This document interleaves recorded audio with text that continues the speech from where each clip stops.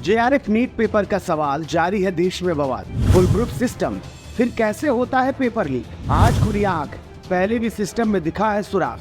नए कानून पर कैसे हुआ आस, जब कई बार टूटा है विश्वास।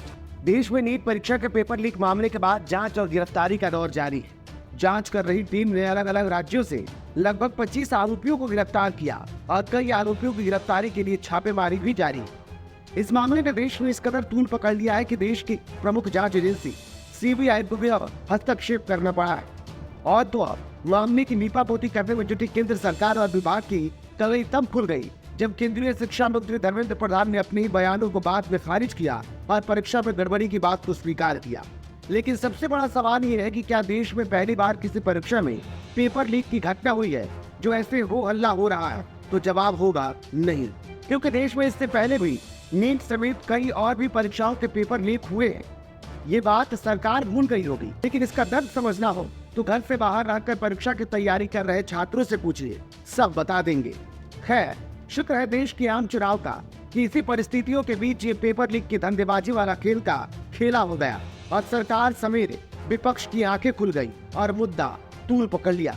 वरना पहले की तरह ये भी मामला कुछ दिन के बाद ठंडे बस्ते में डाल दिया जाता। हमें याद है साल 2021 में भी नीट यूजी परीक्षा का पेपर लीक हुआ था। इसमें खाना पूर्ति करते हुए जांच टीम ने आधा दर्जन से ज्यादा लोगों को पकड़ा था।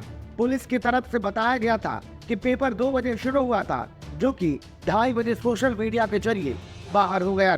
रिपोर्ट के अनुसार बीते 5 सालों में देश भर में अलग अलग राज्यों में दर्जनों परीक्षा के पेपर लीक होने के कारण परीक्षाएं कैंसिल हुई है, जबकि कई मामलों में एग्जाम लीक होने की बात सामने आई। अगर बात उत्तर प्रदेश और उत्तराखंड की करें तो बीते सालों में ARO पेपर लीक, कॉलेज प्रवेश परीक्षा पेपर लीक, पीईटी परीक्षा का पेपर लीक, यूपी टीईटी और tubewell driver test paper leak, UPCL का भी पेपर लीक हुआ था।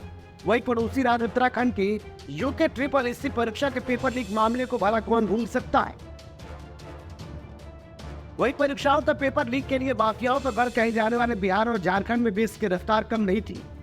बिहार में 1 अक्टूबर 2023 को हुए सिपाही बहाली परीक्षा का प्रश्न पत्र परीक्षा से पहले ही वायरल हो गया था। इस वजह से परीक्षा रद्द करनी पड़ी थी। इस मामले की जांच कर रहे EOU टीम को कई अहम सुराग भी मिले थे। इसके अलावा झारखंड में जूनियर इंजीनियरिंग परीक्षा का पेपर लीक होने का मामला भी सामने आया था।